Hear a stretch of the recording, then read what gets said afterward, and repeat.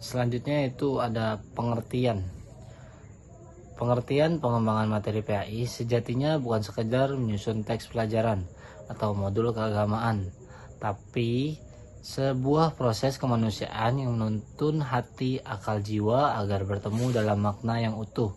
Perjalanan kreatif dan penuh kasih dari seorang pendidik untuk menghadirkan nilai-nilai Islam yang menyentuh kehidupan nyata peserta didik. Pengembangan materi PHI ini tidak hanya berbicara tentang teori, ayat, atau hukum, tetapi juga bagaimana pengetahuan agama dapat diubah menjadi pengalaman belajar yang bermakna dan membahagiakan di dalamnya. Usaha membahagiakan di dalamnya ada usaha untuk menanamkan nilai-nilai kasih, kejujuran, tanggung jawab, dan kepedulian sosial, agar peserta didik tumbuh menjadi insan kamil atau manusia yang utuh secara spiritual dan sosial. Pengembangan ini mencakup berbagai hal, memilih dari sumber Al-Quran, hadis, fikih, dan akidah, menyesuaikan dengan budaya lokal, serta memanfaatkan teknologi sebagai jembatan untuk mendekatkan ajaran Islam pada dunia modern. Semua itu dilakukan agar pembelajaran PAI tidak terjebak pada hafalan semata, tetapi menjadi proses dialog antara ilmu dan kehidupan, antara teks dan konteks, antara guru dan murid sebagai sesama pencari makna.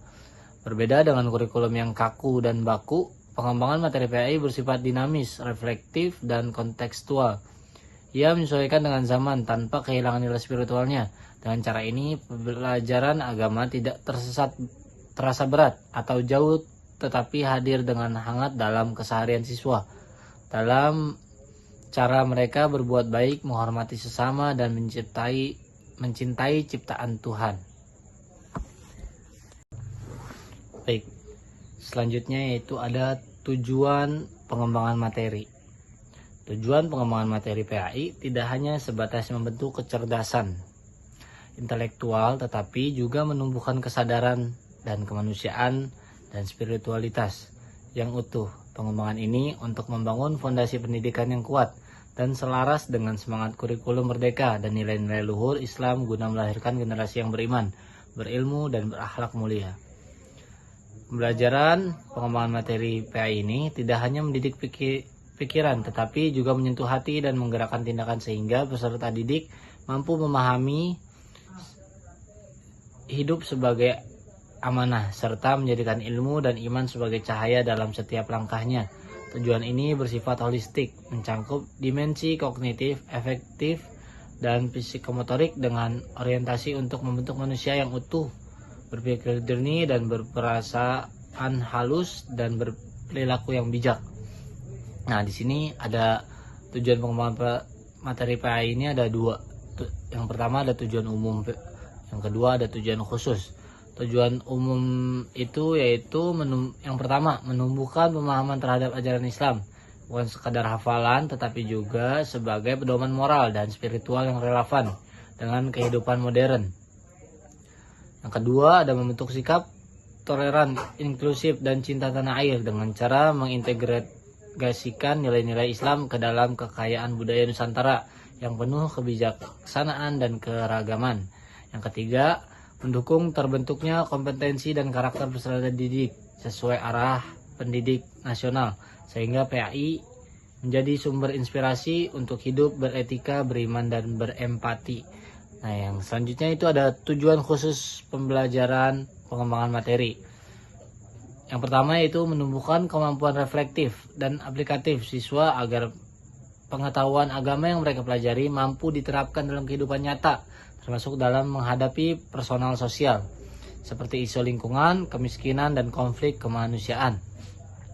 Yang kedua yaitu mendorong kreativitas dan kepekaan guru dalam mengembangkan materi yang menghargai keberagaman latar belakang siswa baik di perkotaan maupun pedesaan, karena setiap anak adalah dunia yang unik dan layak dipahami dengan kasih.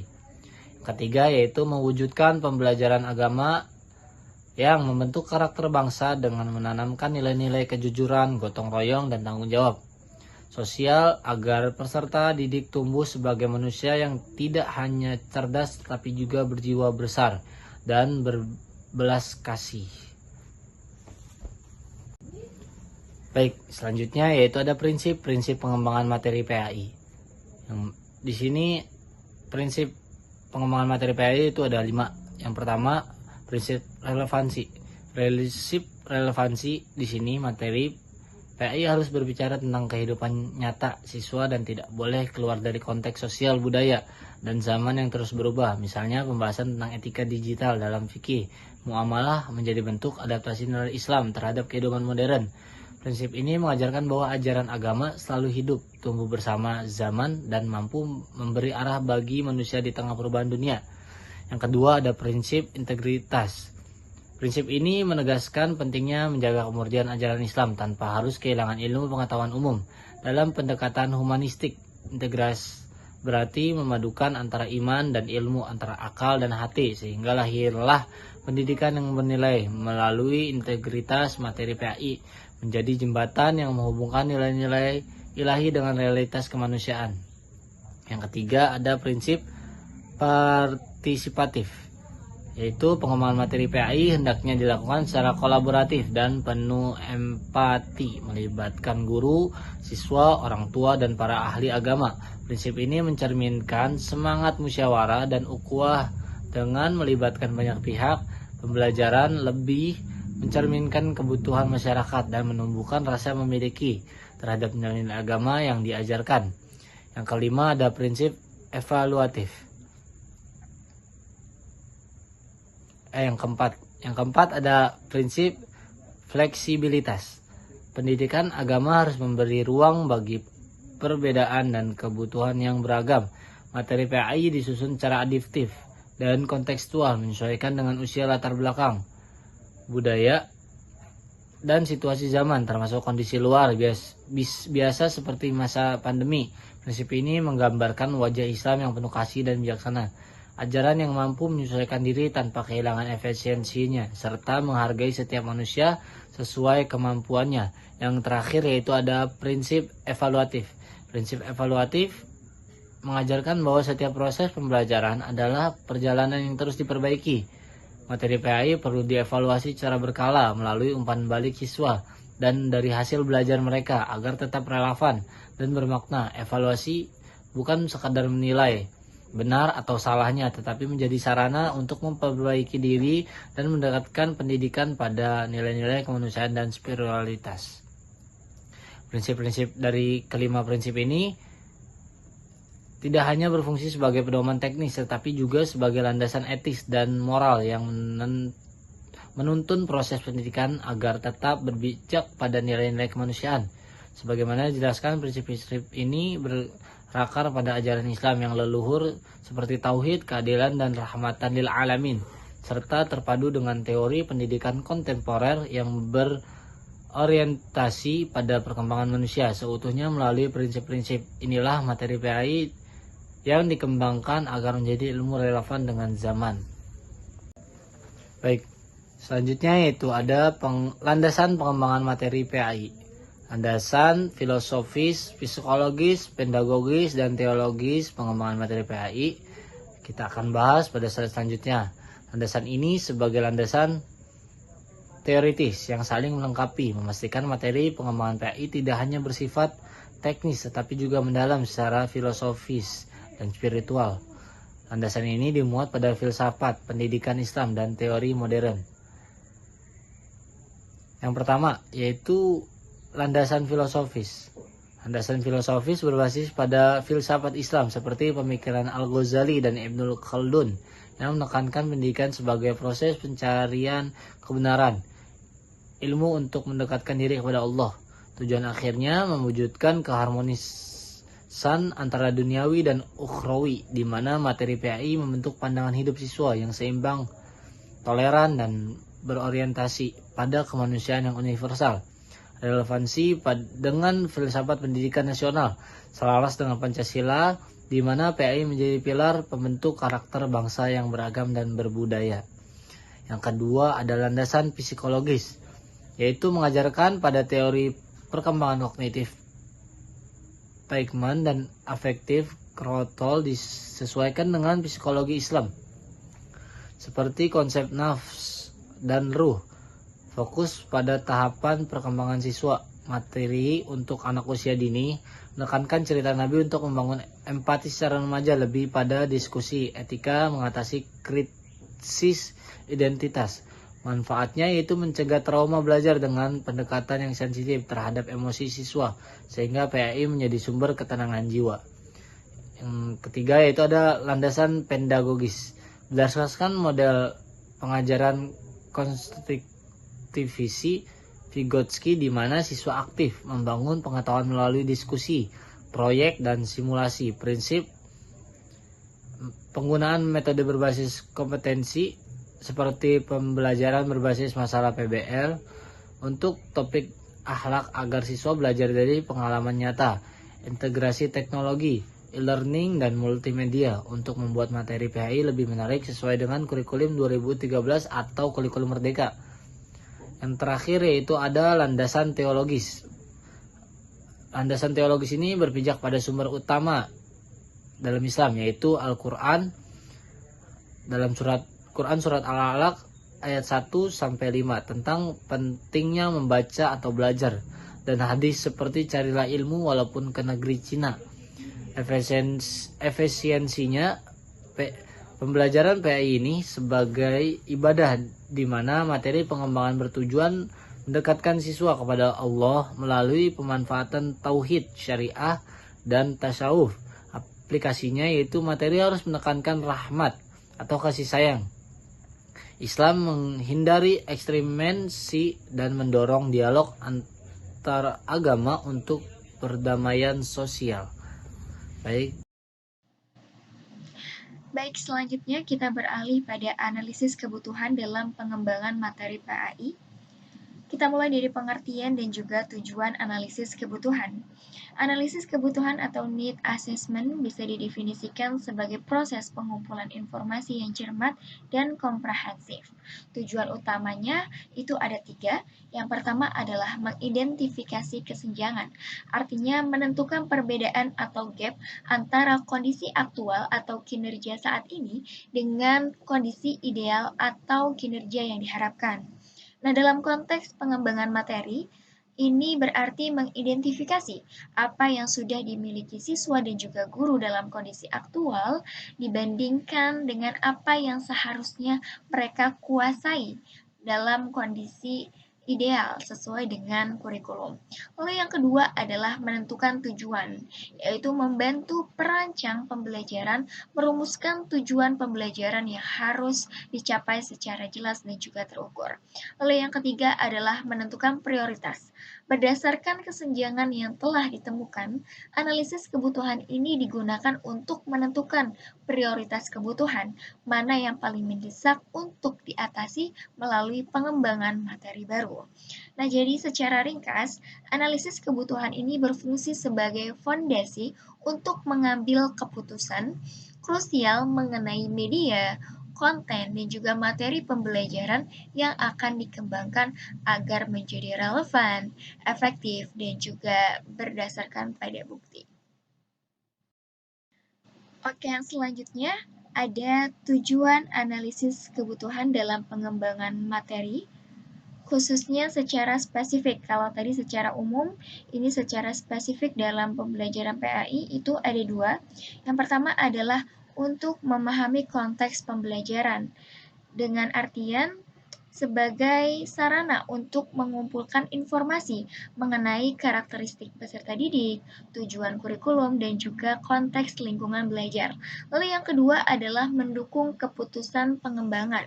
Jadi di sini hasil analisis ini akan sangat penting untuk memutuskan jenis materi dan media apa yang paling dibutuhkan siswa. Misalnya, apakah diperlukan bahan ajar berbasis kearifan lokal atau yang dapat diakses kapan saja dan di mana saja. Nah, di sini dalam kaitannya dengan materi PAI, khususnya dalam elemen Al-Quran hadis, teman-teman, bab meraih kesuksesan dengan kompetisi dalam kebaikan dan etos kerja, materi kelas 10 ya PAI. Analisis kebutuhan ini akan berfokus pada 3 aspek. Yang pertama, aspek peserta didik, yaitu melihat sejauh mana pemahaman awal siswa terhadap konsep fastabiqul khairat atau kompetisi dalam kebaikan, dan implementasi etos kerja Islami dalam kehidupan sehari-hari. Lalu yang kedua ada aspek kurikulum dan juga materi. Ini melihat atau mengidentifikasi kekurangan atau keterbatasan bahan ajar yang ada, misalnya buku paket, modul, dan lain sebagainya, dalam menanamkan sikap kompetitif dalam kebaikan dan juga etos kerja yang mungkin menuntut pengembangan modul interaktif atau studi kasus aplikatif. Lalu yang terakhir ada aspek guru. Nah, di sini kita diminta untuk mengkaji kebutuhan guru PAI terhadap strategi, instrumen, atau media untuk mengajarkan nilai-nilai etos kerja dan kompetisi dalam kebaikan secara efektif. Oke, selanjutnya ada jenis-jenis kebutuhan.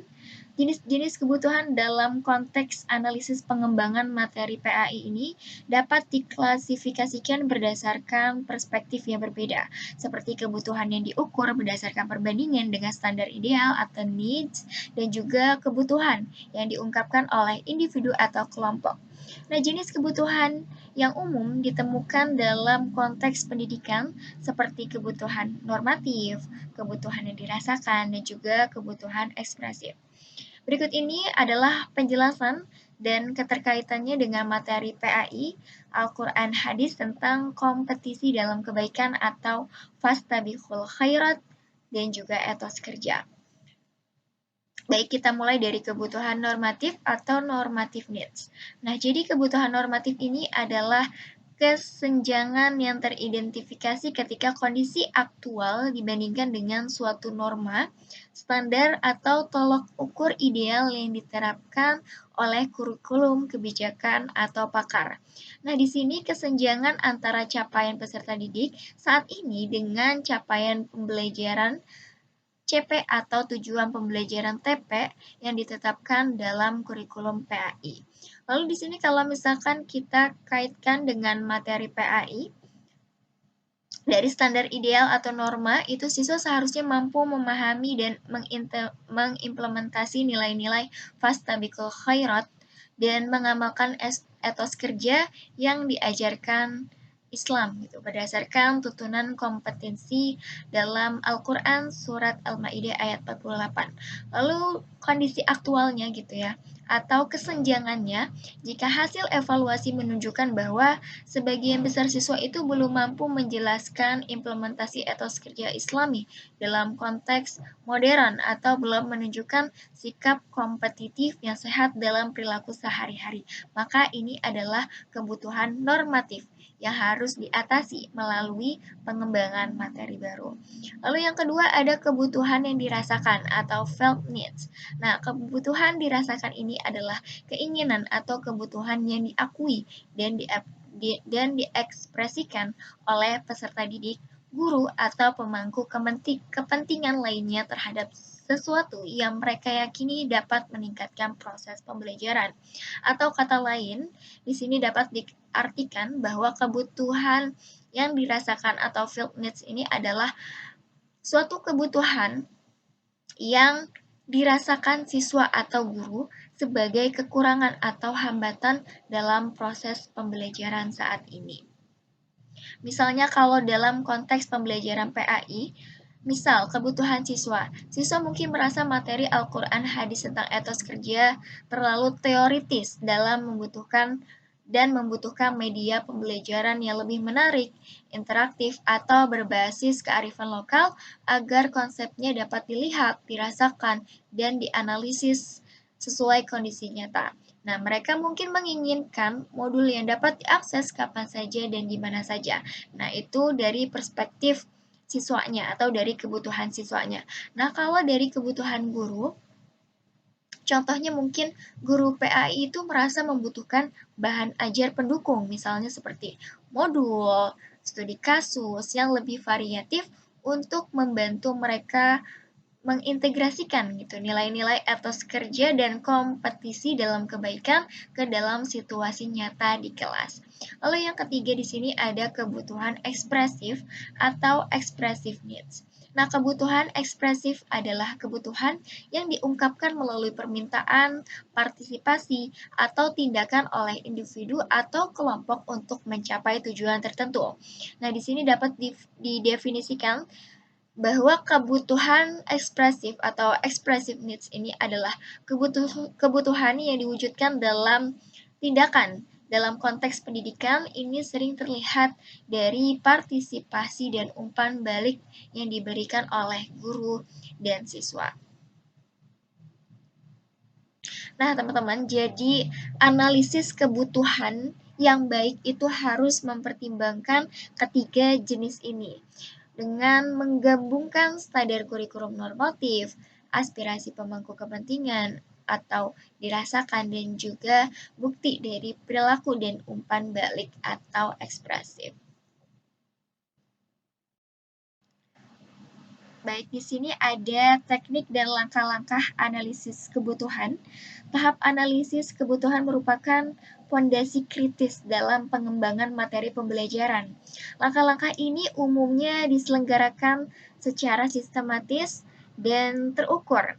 Seringkali menjadi fase pertama dari model pengembangan instruksional seperti model ADI atau Analysis, Design, Development, Implementation, dan Evaluation. Nah, di sini ada teknik gitu yang digunakan dan juga langkah-langkah utama dalam melaksanakan analisis kebutuhan untuk pengembangan materi PAI, khususnya terkait dengan elemen Al-Quran dan hadis tentang kompetisi dalam kebaikan atau fastabiqul khairat dengan etos kerja. Di sini kita mulai dari teknik. Teknik itu ada dimulai dari teknik pengumpulan data atau instrumen analisis kebutuhan. Nah, teknik ini digunakan untuk mengumpulkan data empiris yang mendukung identifikasi kesenjangan antara kondisi aktual dan kondisi ideal. Nah, instrumen utama yang digunakan itu ada berupa angket atau kuesioner, lalu ada wawancara atau interview, selanjutnya ada observasi, dokumentasi dan tinjauan pustaka. Udah ada 4 ya tadi ya. Ada dokumentasi dan tinjauan pustaka, lalu ada observasi, wawancara, dan juga angket atau kuesioner. Nah, untuk penjelasan lebih detailnya teman-teman silakan dibaca gitu ya makalah dari kelompok kami.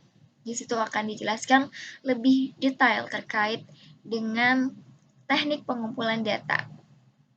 Nah, di sini selanjutnya ada langkah-langkah analisis kebutuhan atau tahap analysis.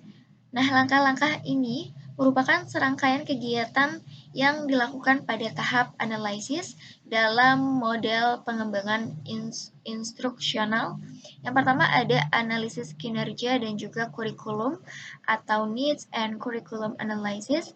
Nah, langkah awal ini berfokus pada penentuan standar ideal atau norma dan mengidentifikasi kesenjangan. Nah, misalnya di sini kita menganalisis kurikulum PAI. Berarti kita meninjau secara rinci standar kompetensi dan juga capaian pembelajaran PAI pada elemen Al-Quran hadis. Nah, tujuannya adalah untuk memastikan apakah materi yang dikembangkan itu sudah selaras dengan tuntunan kurikulum termasuk penguasaan Quran Surat Al-Ma'idah ayat 48 dan juga hadis terkait dengan etos kerja. Lalu yang kedua kita mengidentifikasi kesenjangan. Nah, di sini kita menentukan perbedaan antara apa yang seharusnya dicapai oleh siswa berdasarkan kurikulum dan apa yang sesungguhnya mereka sudah capai gitu ya berdasarkan hasil belajar atau observasi. Lalu yang kedua ada analisis karakteristik peserta didik atau learner analysis. Nah, di sini adalah kita dapat mengetahui gitu ya, memahami target audience adalah suatu yang krusial agar materi menjadi relevan dan juga efektif. Nah, langkahnya yang bisa kita lakukan adalah yang pertama, fokusnya adalah kita mengidentifikasi usia, tingkat pengetahuan awal, motivasi, gaya belajar, dan juga konteks lingkungan peserta didik. Selanjutnya, Jika kita kaitkan dengan materi PAI, di sini berarti kita menggali sejauh mana siswa dapat memahami konsep-konsep etos kerja dan fastabiqul khairat dari perspektif keagamaan dan aplikasinya di kehidupan nyata. Jika mereka membutuhkan konteks lokal, maka materi baru itu harus kita muat gitu ya dalam bahan ajar. Lalu yang ketiga ada analisis kebutuhan guru atau teacher needs analysis. Nah, langkah ini itu mengkaji dukungan dan pelatihan apa yang dibutuhkan guru agar dapat mengajarkan materi baru secara efektif. Nah, di sini fokusnya adalah pada kebutuhan guru terhadap isi materi bahan ajar pendukung dan juga strategi pembelajaran.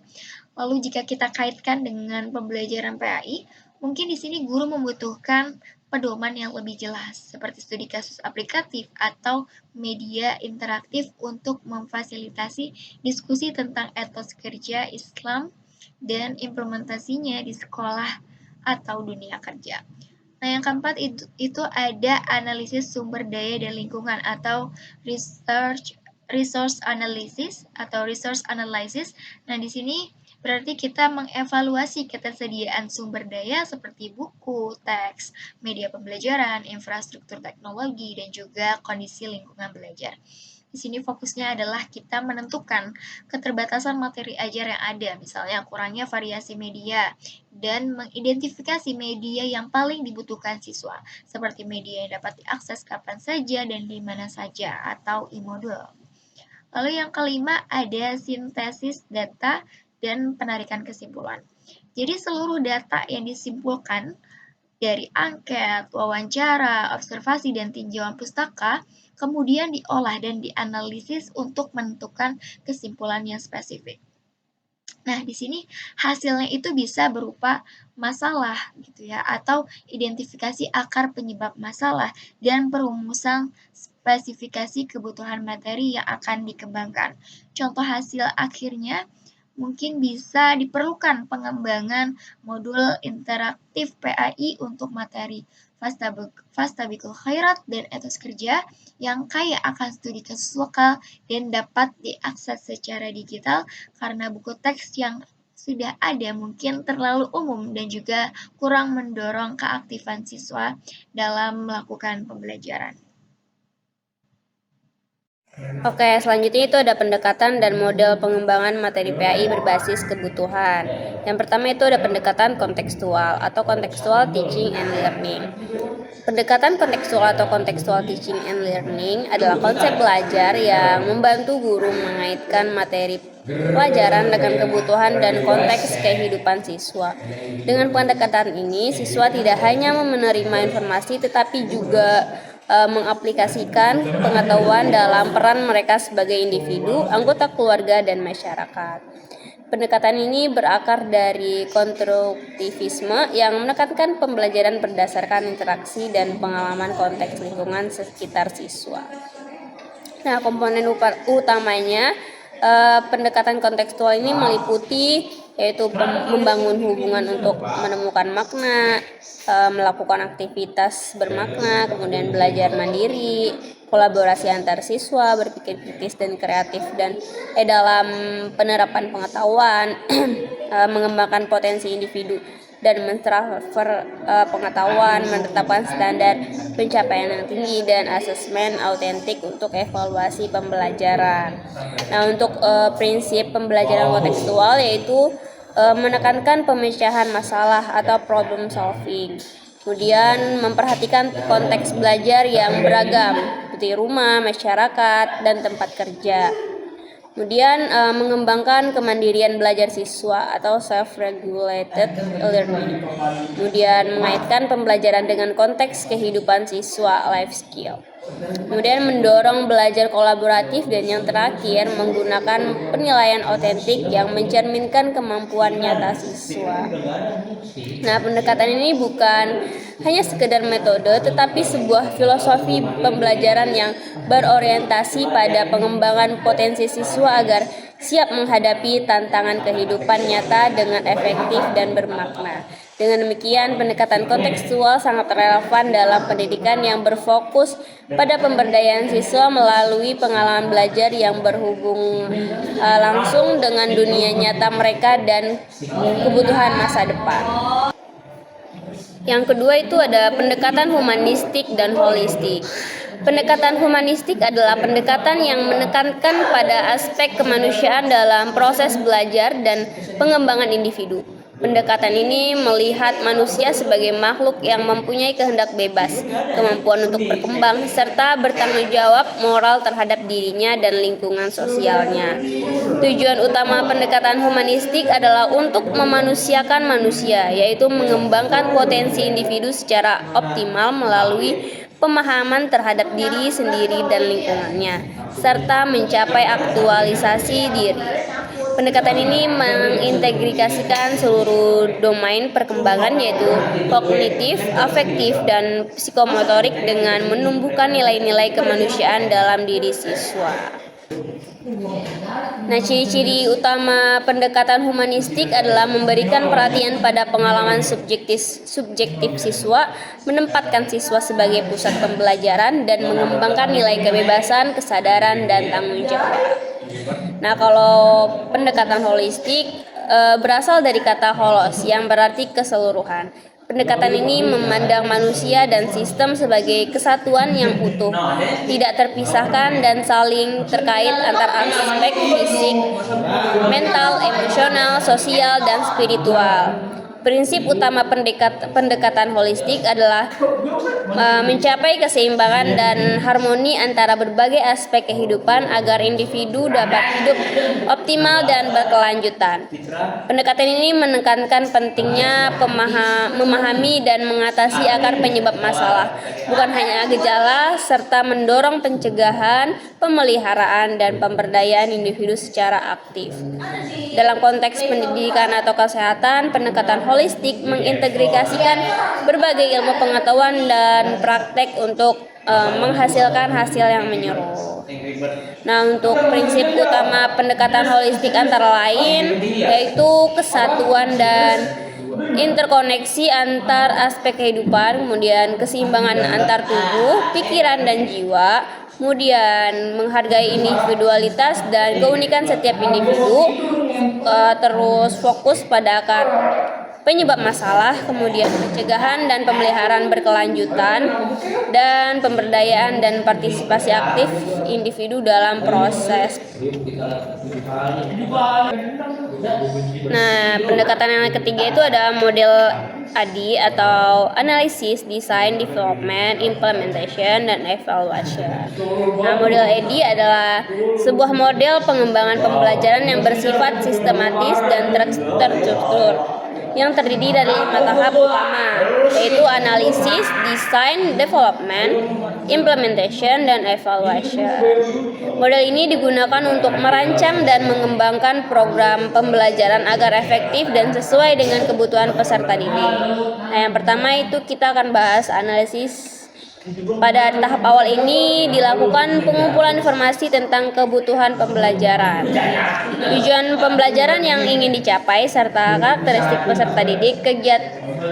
Kegiatan ini termasuk kebutuhan belajar, identifikasi masalah, dan analisis tugas yang akan membantu memahami konteks dan tantangan dalam belajar. Hasil tahap ini berupa profil peserta, identifikasi, kesenjangan, dan kebutuhan pembelajaran, serta spesifikasi tugas yang harus dipelajari. Nah, tahap yang kedua itu ada desain. Tahap desain melibatkan perancangan strategi pembelajaran berdasarkan hasil analisis. Ini mencakup perencanaan metode pengajaran, pengembangan materi pembelajaran, serta perancangan aktivitas yang mendukung pencapaian tujuan pembelajaran. Desain ini harus mempertimbangkan media, alat bantu, dan evaluasi yang tepat agar pembelajaran efektif. Nah, yang ketiga itu tahap ketiga, development atau pengembangan. Pada tahap ini materi dan alat pembelajaran yang sudah dirancang dikembangkan secara konkret. Contohnya adalah pembuatan bahan ajar, media pembelajaran, modul, dan lain-lain. Proses ini meliputi pengujian dan revisi bahan sebelum digunakan secara luas. Nah, model keempat itu ada model CAM, Dig and Carry atau Broke and Gal dalam konteks PAI. Model CAM, Dig and Carry, and Broke and Gal memiliki aplikasi yang relevan dan khusus dalam konteks pendidikan agama Islam untuk pengembangan pembelajaran yang efektif dan sistematis. Model CAM menekankan perencanaan pembelajaran yang holistik dan berfokus pada karakteristik peserta didik, tujuan, isi pelajaran, dan media yang digunakan. Dalam konteks PAI, model ini membantu menyusun program pembelajaran yang mempertimbangkan kesiapan siswa serta strategi pembelajaran yang sesuai agar nilai-nilai keagamaan dapat tersampaikan dengan efektif. Model ini juga memungkinkan revisi berkelanjutan untuk meningkatkan kualitas dan relevansi pembelajaran PAI sesuai kebutuhan siswa. Nah, model ini juga merupakan model desain instruksional yang sistematis, mencakup analisis tujuan pembelajaran, pengembangan materi, pemilihan strategi, dan evaluasi. Dalam PAI, model ini dapat membantu guru merancang pembelajaran yang terstruktur dengan jelas, menyusun tujuan kognitif, efektif, dan psikomotorik yang spesifik, serta membuat materi ajar yang mendukung penguatan nilai-nilai agama. Model ini juga menekankan evaluasi berkelanjutan yang penting untuk memastikan pencapaian tujuan pembelajaran PAI secara komprehensif. Nah, kalau model Broke and Gal lebih banyak dikenal dengan model pengembangan yang berfokus pada penelitian dan pengembangan.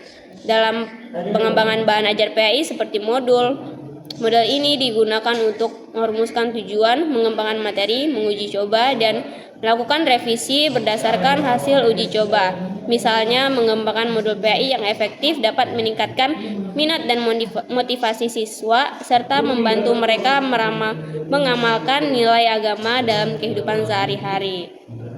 Nah, model ini cocok untuk menghasilkan produk pembelajaran berbasis bukti kebutuhan nyata siswa. Kita masuk ke poin selanjutnya, itu ada integrasi nilai-nilai Qur'ani dan hadis dalam setiap tahap pengembangan. Integrasi nilai-nilai Qur'ani dan hadis dalam setiap tahap pengembangan pembelajaran sangat penting untuk memastikan bahwa pendidikan tidak hanya bersifat akademik semata, tetapi juga membentuk karakter spiritualitas peserta didik sesuai ajaran Islam.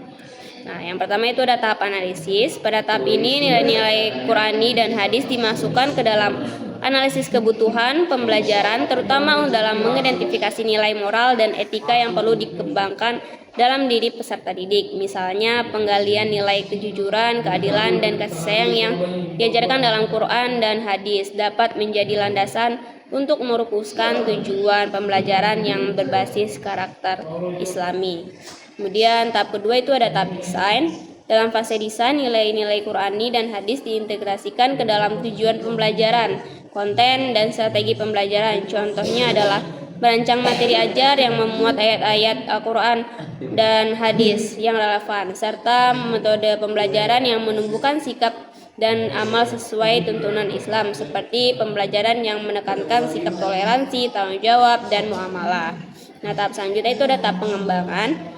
Pada tahap pengembangan, bahan ajar, modul, media, dan alat evaluasi dikembangkan secara masukan kutipan atau rujukan dari Al-Quran dan hadis. Hal ini bertujuan agar materi pembelajaran bukan hanya teoritis tetapi memiliki dasar syar'i yang jelas, sehingga memperkuat motivasi siswa untuk mengamalkan nilai-nilai tersebut. Nah, tahap yang keempat itu tahap implementasi. Nah, di tahap ini guru atau fasilitator menjadi Al-Quran dan hadis sebagai sumber inspirasi yang menunjukkan dalam penyampaian materi dan interaksi pembelajaran. Misalnya, guru dapat menggunakan hadis-hadis Nabi sebagai contoh nilai moral yang ada di diskusi pembelajaran atau sebagai penguat materi yang sedang diajarkan. Nah, yang terakhir itu ada evaluasi. Evaluasi juga tidak hanya mengukur penguasaan kognitif, tetapi juga penanaman dan pengamalan nilai-nilai Quran dan hadis. Penilaian sikap dan karakter harus dilakukan dengan mengacu pada standar Islami, misalnya kejujuran, kesabaran, dan amanah yang merupakan nilai utama dalam belajar Islam. Baik, bismillahirrahmanirrahim. Selanjutnya kita masuk pada bagian implementasi pengembangan materi PAI berbasis kebutuhan. Nah, pada kali ini materi yang kami ambil adalah tentang meraih kesuksesan dengan kompetisi dalam kebaikan dan etos kerja. Kalau tidak salah itu ada di materi kelas 10. Ya, teman-teman mungkin bisa cek. Nah, pada bagian pertama kita masuk ke penyesuaian materi dengan karakteristik peserta didik. Kenapa karakteristik ini menjadi hal yang harus diperhatikan dalam pengembangan materi PAI? Ya, kita harus tahu terlebih dahulu bahwa karakteristik diartikan sebagai keseluruhan aspek-aspek kepribadian dari seseorang. Artinya meliputi minat, bakat, motivasi, gaya belajar, dan latar belakang seorang. Dan tentunya setiap peserta didik punya karakteristik yang berbeda-beda antara satu dengan yang lainnya. Oleh karena itu, karakteristik peserta didik ini menjadi hal yang harus diperhatikan dan tentunya menjadi bahan pertimbangan dan pijakan dalam proses pembuatan rencana dan konsep pembelajaran. Dan untuk itu ada beberapa macam terkait karakteristik ini yang menyangkut kepribadian peserta didik ini. Di sini pada PPT diklasifikasikan menjadi 3 macam. Yang pertama ada karakteristik peserta didik terkait aspek fisiologisnya. Nah, aspek fisiologis ini dapat diartikan kondisinya atau kondisi jasmani dan mental dari peserta didik, meliputi jenis kelamin, tingkat kematangan usia, kesehatan dan seterusnya. Yang pada intinya aspek fisiologis ini adalah landasan biologis dalam aktivitas belajar peserta didik itu sendiri, landasan biologis ya. Lalu pada jenis yang kedua yaitu pada aspek psikologis, terkait dengan aspek psikologis kejiwaan dari peserta didik itu sendiri, yang meliputi minat, bakat, motivasi, gaya belajar dari individu yang tentunya berbeda-beda, gaya belajar kinestetik, audio maupun visual, yang pastinya setiap peserta didik punya dominan tersendiri terhadap gaya belajar yang ia minati, yang ia miliki. Lalu yang ketiga ada pada aspek lingkungan. Nah, kok ada ya aspek lingkungan? Nah, lingkungan berperan penting teman-teman dalam pembentukan kepribadian seseorang. Nah, di sini ada meliputi kepercayaan, terus kekeluargaan, dan seterusnya. Ya, bisa dilihat teman-teman, itu dia ketiga macam karakteristik yang berkaitan dengan aspek fisiologis, psikologis, dan aspek lingkungannya. Baik, selanjutnya kita masuk ke implikasinya dengan materi PAI. Apa sih implikasinya karakteristik peserta didik tadi dengan materi yang ada di pendidikan agama Islam ini? Kita tahu bahwa PAI, pendidikan agama Islam, adalah pendidikan yang terencana untuk menyiapkan peserta didik dalam meyakini, memahami, menghayati, dan mengamalkan ajaran Islam dalam bentuk bimbingan, pengajaran, dan pelatihan. Dan yang pastinya patokan dari ajaran pendidikan agama Islam ini adalah Quran dan hadis, sehingga cakupan kajiannya pun tidak terlepas dan memuat setiap unsur tersebut, mulai dari akidah, akhlak, fikih, sejarah kebudayaan Islam. Nah, itu dia. Nah, sehingga pada materi meraih kesuksesan dengan kompetisi dalam kebaikan dan etos kerja, setelah saya analisa tuh di sini siswa lebih banyak menelaah dalil, mengkaji dalil-dalil tentang berkompetisi dalam kebaikan dan etos kerja, fastabiqul khairat. Nah, ya selanjutnya kita masuk ke implementasinya. Implementasi dari pengembangan materi PAI tersebut berdasarkan prinsip-prinsip pengembangan yang ada. Nah, di sini ada beberapa prinsip yang jadi acuan. Pertama dari prinsip relevansi. Nah, prinsip relevansi kan diartikan bahwa materi pelajaran yang ada harus berhubungan dengan tujuan pendidikan nasional maupun pendidikan Islam, yang mana meliputi kebutuhan, minat, dan perkembangan peserta didik, serta tuntutan kehidupan sosial, budaya, dan zaman yang dihadapi siswa. Dalam hal ini, pendidikan agama Islam menuntut setiap materi tidak hanya mengajarkan teks ajaran, tetapi menunjukkan maknanya dalam kehidupan nyata siswa tersebut. Artinya ditekankan kontekstualismenya. Nah, sehingga didapat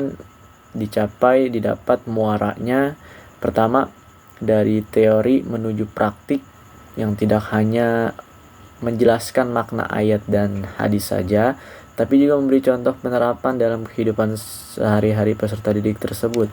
Lalu yang kedua dari nilai abstrak ke perilaku nyata, nilai seperti kerja keras, terus tanggung jawab, dan kegiatan nyata lainnya seperti proyek sosial, kebersihan, lomba kebersihan, dan lainnya.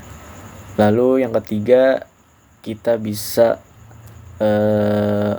menyesuaikan dengan zaman kekinian, artinya dari masa lalu ke konteks kekinian, artinya ada penyesuaian dengan perkembangan zaman yang ada, yang mana kisah Nabi dan sahabat dihubungkan dengan kondisi siswa, misal belajar giat atau keteladanan yang bisa diambil dari kisah Nabi tersebut, ya ibrohnya, ya pembelajaran yang bisa diambil.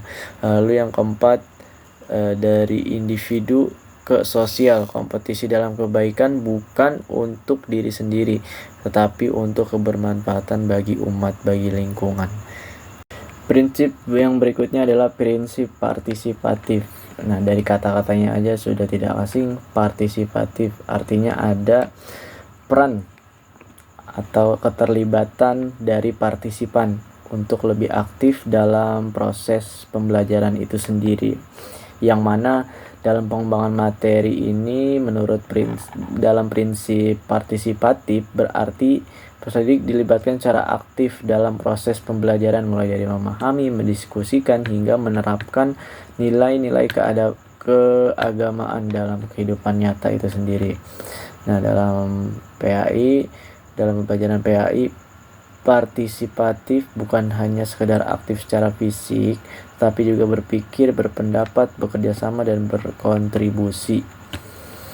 Nah, pengembangan materi ini berdasarkan prinsip partisipatif memiliki tujuan siswa aktif, menumbuhkan rasa tanggung jawab, membentuk siswa yang berinisiatif, kreatif, dan berkontribusi nyata dalam lingkungan sekolah maupun masyarakat.